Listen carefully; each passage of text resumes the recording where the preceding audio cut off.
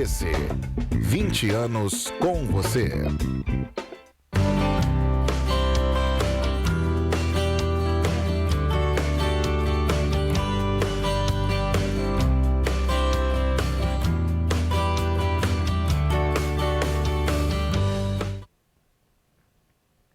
Olá, pessoal. Bom, tudo bem com vocês? Rosina Bezerra de Mello, de novo aqui com vocês e o Rosina de Azia. O objetivo do programa é ajudá-la a corrigir os vícios de linguagem, entender um pouco mais a nossa língua portuguesa e um pouquinho de literatura e assuntos ligados ao nosso idioma e à educação. TVC 20 anos com você, agora também em Nova Friburgo, que eu ainda não decorei o canal, por isso eu tenho que ler. Teresópolis, canal 21, Friburgo, canal 5, Três Rios e Paraíba do Sul, canal 3, Pati de Alferes, canal 16. Você pode acompanhar a TVC também no YouTube, no Instagram, no Facebook. As reprises do Rosina de Azia acontecem todas as terças-feiras, às 2 horas, e sábado, às 16 horas. Caso você tenha alguma dúvida e queira resolver essa dúvida, manda para mim uma mensagem no meu WhatsApp, que aparece aí na sua telinha.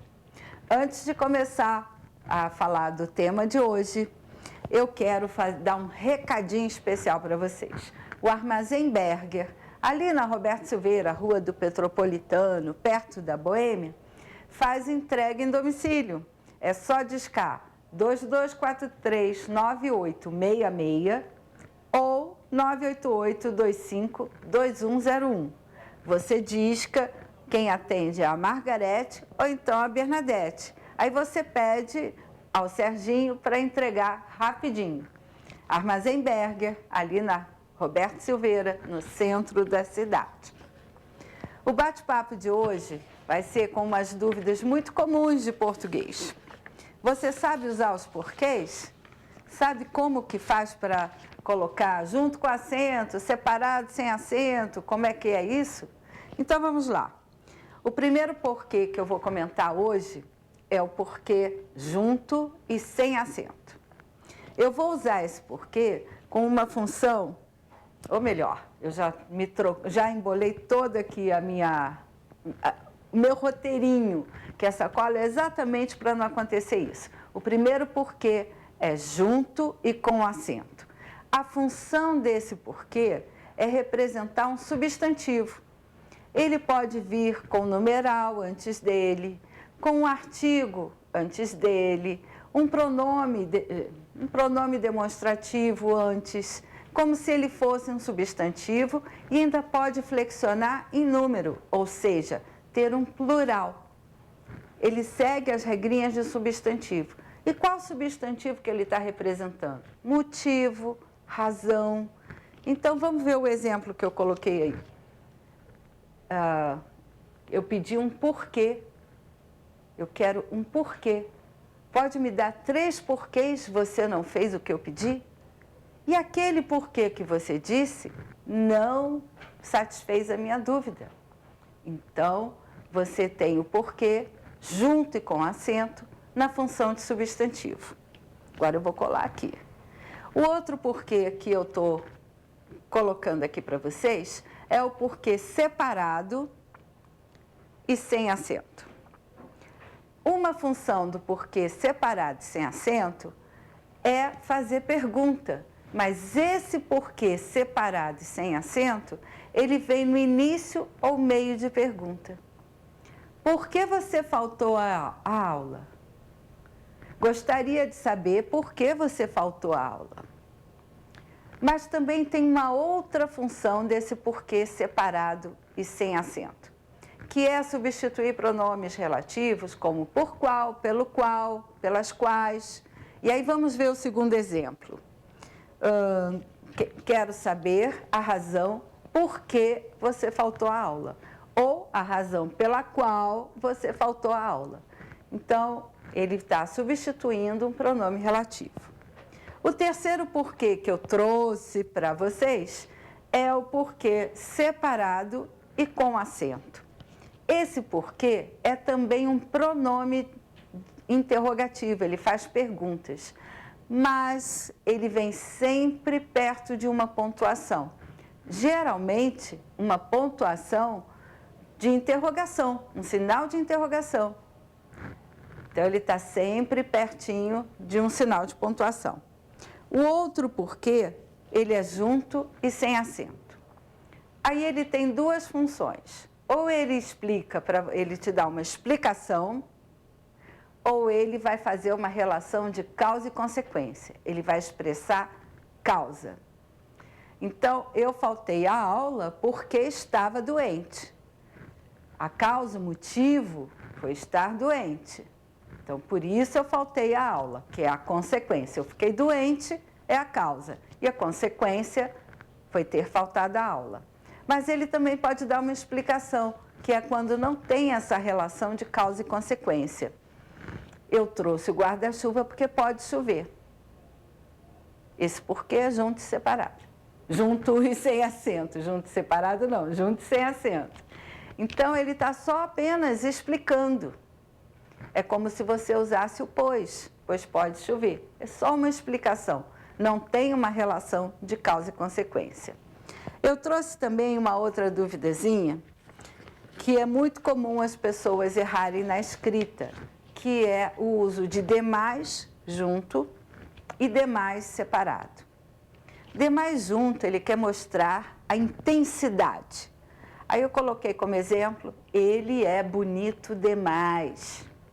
É tudo junto, é a intensidade da beleza daquela figura que chamou a minha atenção. Quando ele está separado, ele está expressando quantidade. Preciso de mais carvão para a churrasqueira. Preciso de uma palavrinha mais a segunda palavrinha, que é a quantidade. Ele está expressando quantidade. Outra dúvida muito comum e que as pessoas me perguntam sempre é a diferença entre mais com i e mais sem i. O mais com i, ele está sempre expressando quantidade. Tem gente que fala, lembra sempre daquele sinalzinho da adição, aquela cruzinha da adição. Verdade, mas eu tenho que saber que é expressar quantidade.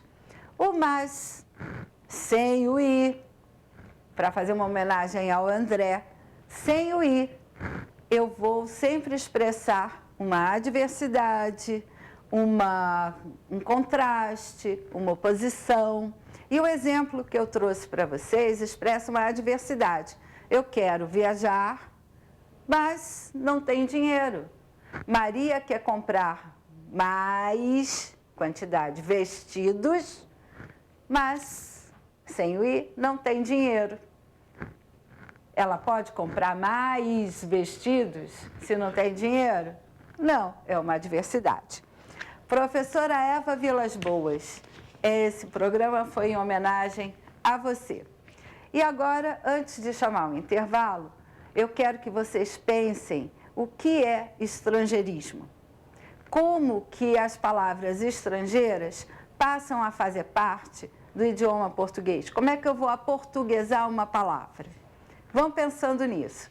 E lembrem-se, o Armazém Berger, ele fica na Roberto Silveira e faz entregas em domicílio. É só você ligar 2243-9866 ou 988-25-2101 pelo WhatsApp. Diz que Serginho, que chega rapidinho. E vamos ao intervalo, daqui a pouco estaremos de volta.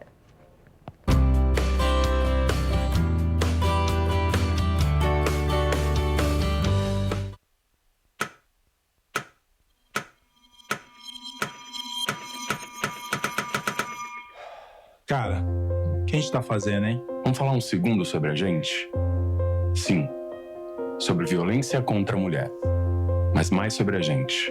Pensa nas mulheres que você conhece, nas mulheres próximas de você. Colegas de trabalho, vizinhas, amigas, as mulheres da tua família. Agora imagina que a cada 8 minutos, uma delas é estuprada. Duro de engolir, né? Mas é o que está acontecendo no Brasil. Aqui, 7 em cada 10 mulheres já sofreram violência ou assédio no trabalho. E absolutamente todas as mulheres, inclusive as que você pensou, vão sofrer algum tipo de abuso pelo menos uma vez durante a vida. Pesado, né? Mas e aí? O que a gente tá fazendo? Vamos falar sobre a gente. Sobre o jeito que a gente trata as mulheres. Passa a vara, senta a rola, pega de jeito. Comer, Meter. fuder. Aê, garanhão. Pegador. Comedor. Ensinam pra gente que a mulher é uma coisa a ser conquistada, um prêmio, e que você não deve aceitar um não como resposta. Ela não te dá bola, é porque tá se fazendo de difícil. É só pagar um drink que ela tá na tua, irmão. Manda ver, ela tá pedindo. Só um beijo. Um beijinho, pô. Não tem mulher que não dá, só tem homem que não sabe pegar. Vai lá, pega ela, mostra que é macho. É assustador quando a gente ouve isso fora de contexto, né? Agora imagina o quanto é assustador para elas. Quantas vezes você já ouviu alguém falar assim? Seja na escola, seja no trabalho, seja na balada, até na sua própria casa. Tá errado, Então, vamos falar sobre a gente? porque a gente pode mudar essa realidade. Não tem que ser desse jeito. A violência contra a mulher não é um problema da mulher. É um problema nosso. É problema meu, É problema meu. É um problema meu, meu, Meu. Meu, meu, Meu. meu, meu, meu. meu. É um problema meu. A responsabilidade é nossa.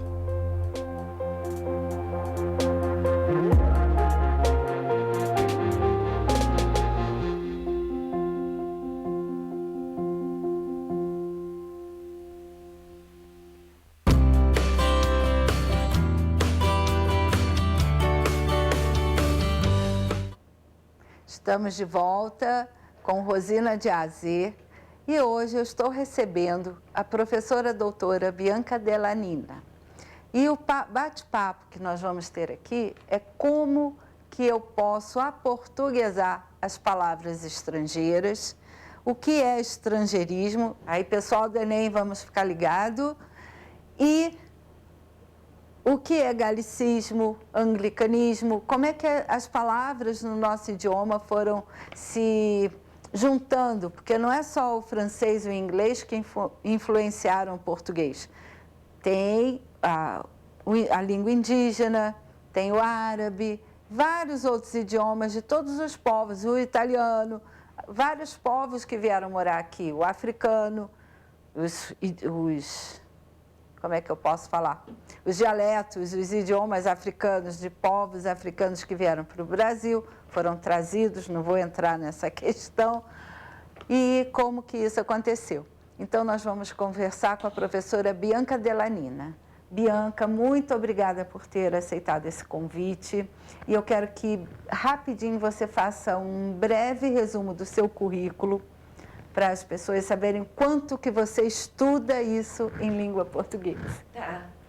Professora, obrigada pelo convite, né? Eu sou a professora Bianca, eu sou formada em letras, português e inglês, e sou formada em italiano. Eu tenho um mestrado em educação, em língua portuguesa e análise do discurso, e o doutorado em educação. Muito bem. Professora, Básico. comece explicando para a gente como que nós vamos aportuguesar uma palavra estrangeira, que é esse processo de pegar, vamos supor, a palavra futebol, que vem do inglês e que todo mundo conhece. Como que eu transformei a palavra futebol numa palavra em português? Uhum. Só para fazer um processo simples. Ou então a palavra do francês abajur, que todo mundo usa, chofer, garagem, como que eu transformei numa palavra em português? Então, o aportuguesamento, né, gente, ele é feito por meio dos sons da nossa língua, né? Uhum. Então, o que nós vamos fazer é tentar escrever essas palavras dentro, né, do nosso alfabeto, tá? Usando o nosso alfabeto. Mas a ortografia é uma convenção. Então, existem regras, né, que vêm e que dizem assim, por exemplo, né? No inglês, eu tenho SH. Nós não temos esse SH no inglês, como em shampoo, né? Shampoo. Então, o que nós vamos fazer? Convencionou-se que esse SH seria transformado em X. E o som do shampoo, como nós falamos, né, que seria então o U. Então, eu vou escrever em português. X-A-M-P-U. Eu né? cresci com shampoo escrito assim. Isso. Depois dos anos 80, virou moda escrever em inglês. Não sei porquê, né? Já existia esse aportuguesamento. Então, as palavras em inglês, que vêm do inglês e que teriam, então, o SH, que não existe em português, seriam aportuguesadas o SH com X e o OO com U, né? O som do O com U. Então, seria shampoo, né? Dessa forma.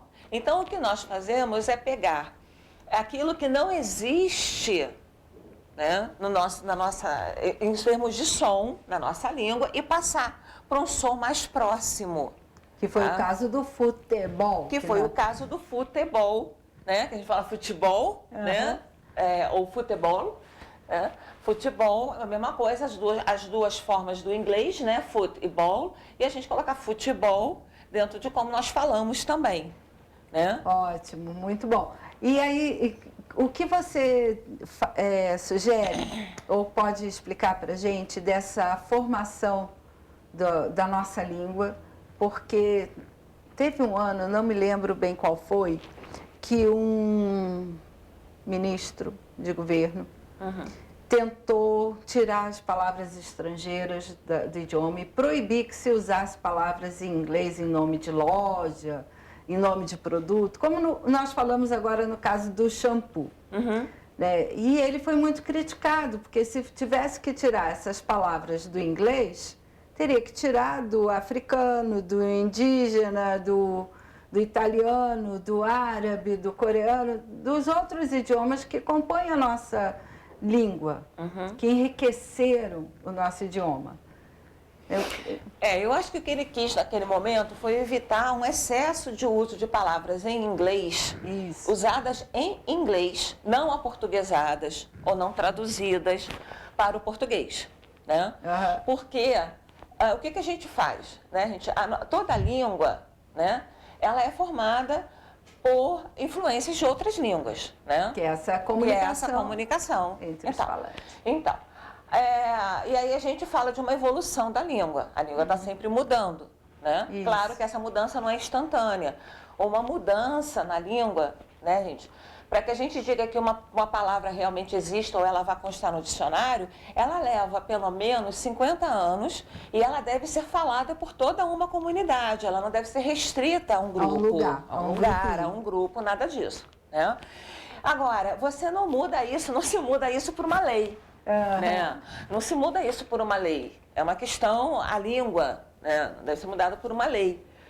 Então, o que acontece? Acontece que, por exemplo, se a gente for ver a questão um pouco da tecnologia dentro do português do Brasil e português de Portugal, 2 exemplos, rapidamente. Né?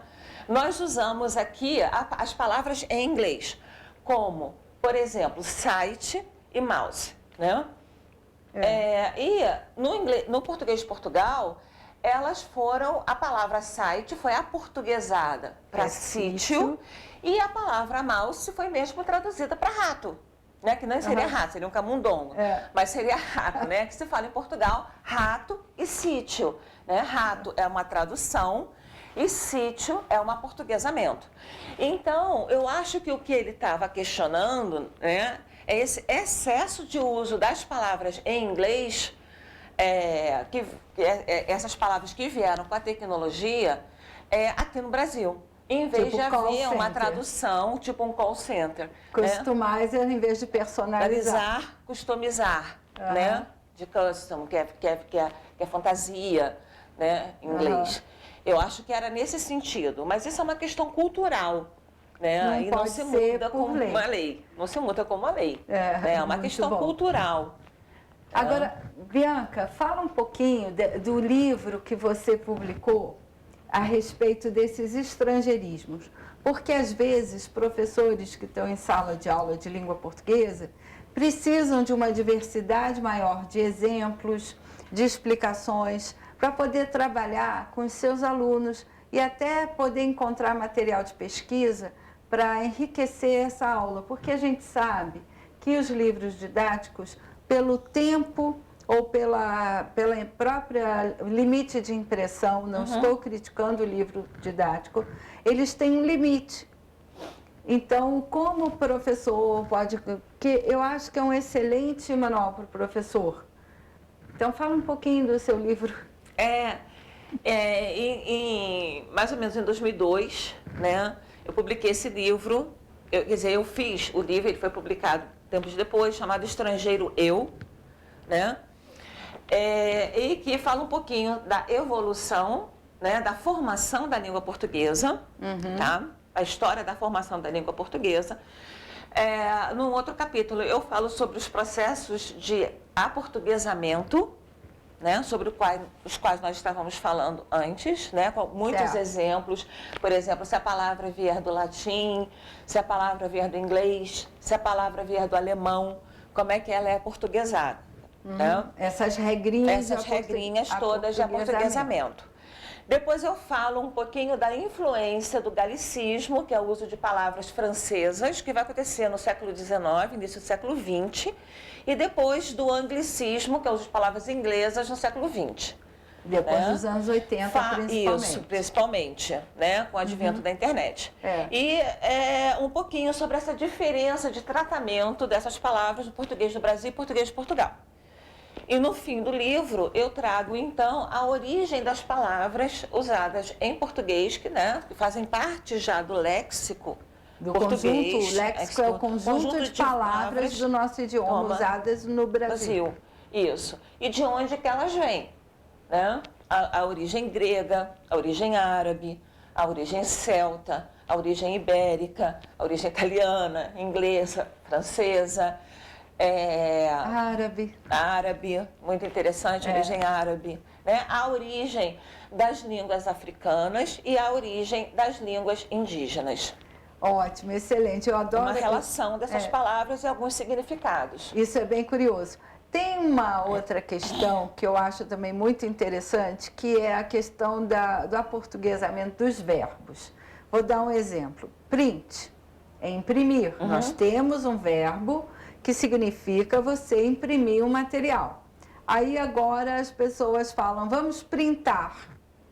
Pegaram a palavra print, do inglês, e botaram o AR, que é uma terminação de conjugação verbal, para formar um novo verbo. Vamos comentar um pouquinho a formação desses verbos? Então vamos lá, olha só, essa é uma questão muito polêmica, né? Porque quando a gente fala de aportuguesamento ou da criação de uma nova palavra, são duas questões diferentes, tá? Certo. Então, o que as pessoas vão ter duas visões? Primeiro, se eu tenho uma palavra, mas já existe uma palavra em português, que é o como no caso de print, como é no caso de... apagar, em vez de deletar, né? Se já existe essa palavra em português, por que não usar a palavra em português? Não há necessidade de se criar um outro vocábulo para isso. Em português é outra coisa. É outra coisa, isso mesmo. Não é apagar. Não é apagar. Então, não há necessidade de se criar uma outra palavra se já existe essa palavra, né? Agora, se essa palavra não existe na língua, aí existem dois processos. O primeiro seria o processo de aportuguesamento e o segundo seria o processo da criação de uma outra palavra, como aconteceu no início do século XX. Sim. Aí você tem algum exemplo? Tenho, por exemplo, no início do século XX, já com a entrada de palavras, muitas palavras francesas, né? E depois até do futebol, um filólogo, um professor, Castro Lopes, resolveu criar determinadas palavras que seriam de base com radicais latinos e gregos. Sim. Para manter essa hegemonia na língua, né? Porque nós temos 80% das nossas palavras de origem latina. Isso. Né? Então, por exemplo, em vez de futebol, ele teria criado a palavra balístico ou ludopédio. Né? Em vez de piquenique do francês, a palavra convescote. Em vez de turista, a palavra ludambolo. Né? Então, criando com essas bases, Com a tá? base Por um do latim. determinado momento, essas palavras pegaram. Muito mais até o convescote, que se usava Convescote, muito, né? Mas depois elas foram desaparecendo e aí foi feito o aportuguesamento. Entendi. Entendeu? Então, aí, em vez de se criar uma palavra, resolveu-se, então, aportuguesar. Futebol, piquenique e o tourist, em turista. Que aí virou turistar, que Turistar. agora estão usando. Por exemplo, nós não temos o verbo, né? É diferente de print, que nós já temos o verbo imprimir. Em questão de turistar, a gente usa fazer turismo. Nós usamos fazer turismo. Então, não existe um verbo turistar. Mas já está sendo usado, inclusive, por repórteres de TV aberta. Sim, não existia ainda. Não existia, mas é o que você falou no início. Nós temos uma comunidade de falantes que adotou essa criação dessa palavra, que não é bem uma criação, como você está explicando, mas está usando o turistar. E aí o repórter usa, vamos turistar. E aqui no canal nós temos o Turistando com Gisele Goulart, que ficou muito criativo, muito simpático, muito chamativo. Como eles criaram o sextar, né? Sextou. Sextou. Sextou, né? É isso, né, gente? Agora, para nós sabermos se isso será apenas, assim... Uma moda, né? Um modismo, só o tempo vai dizer. Certo. Né? Se vai entrar para o dicionário, para o nosso léxico, nosso conjunto de palavras, aí também o tempo vai mostrar. Mas, por enquanto, ainda não está no dicionário, ainda não existe. Bom, Bianca, e deixa eu pedir a você para falar um pouquinho do seu canal do YouTube. Eu tenho um canal no YouTube que chama Línguas e Letras, Bianca Dellanina. Né? Esse dela é com dois L's junto com Nina. Junto com Nina, tudo junto, né? Línguas e Letras, Bianca Dellanina, e lá eu dou dicas, vídeos rápidos em que eu dou dicas de inglês e português, né? E dentro do português, eu trabalho também com questões de concurso. Isso, então, gente. Eu vou, cada chamadinha, 5 questõezinhas de concurso, eu vou explicando ali as regrinhas. Então, gente, ela não é minha concorrente. Ela fala a mesma linguagem, só que ela vai além do que eu estou falando aqui no programa. Então, eu acho que quem quer aprender mais, quer se aprofundar, usa o canal da Bianca Dellanina. Repete o nome do canal. Línguas e Letras, Bianca Dellanina. Então, vamos prestigiar, curtir, participar e aprender mais com a professora Bianca Dellanina. Bianca, só para finalizar, nós estamos a 30 dias, basicamente, da prova do Enem. Eu sei que você também trabalha com gêneros textuais. Nós ainda temos 1 minuto. Aí, em 1 minuto, que recadinho você pode dizer para essa garotada que vai fazer a redação do Enem? Ler muito, né? Não é um clichê, né? Todo mundo diz isso, né, gente? Ler muito. Eu dizia para os meus alunos, não é para ler capricho, nada disso, tá? Para ler jornal, para ler revistas científicas, tudo isso, né? E a gente aprender a argumentar, tá? Aprender a fazer uma argumentação. Existem vários tipos de argumentação, é o que o Enem pede, né? Um texto argumentativo. Então, aprendam, vão lá procurar tipos de argumento, como argumentar, tá? Essas duas dicas. Isso que ela falou é muito sério, porque eu tenho alunos de 3º ano que quando eu dou uma redação para treinar, eles falam sobre, eles não defendem um ponto de vista. Mesmo. Eles vão falando sobre o assunto. Falar sobre não é argumentar. Argumentar é defender uma posição. Você toma uma posição diante de algum assunto, que geralmente é o tema da redação, e você tem que defender aquele seu ponto de vista. Vou dar um exemplo muito comum. Quando a mãe diz que você não pode ir a tal lugar, e ela diz que é perigoso, que é isso, que é aquilo, ela faz um rol de razões pelas quais ela não quer que você vá àquele lugar. E aí você, jovem, vai apresentar para sua mãe outras razões pelas quais você acredita que ela deve deixar você ir a tal lugar. Você ali está argumentando, você está defendendo a sua posição de querer ir àquele evento, àquele lugar. E a sua mãe está defendendo a posição dela de não deixar. Isso é uma argumentação. Se você consegue fazer a argumentação na discussão com a sua mãe, por que não consegue numa redação?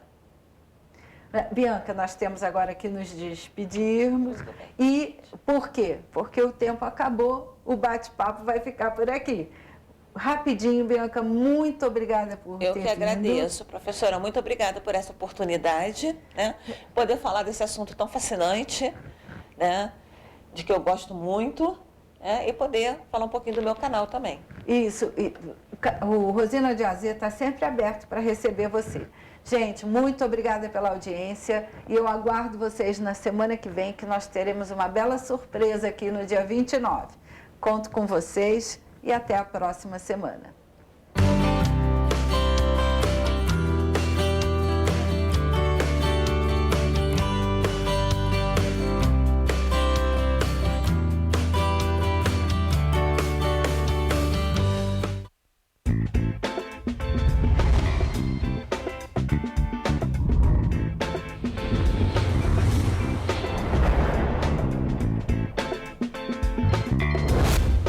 TVC, 20 anos com você.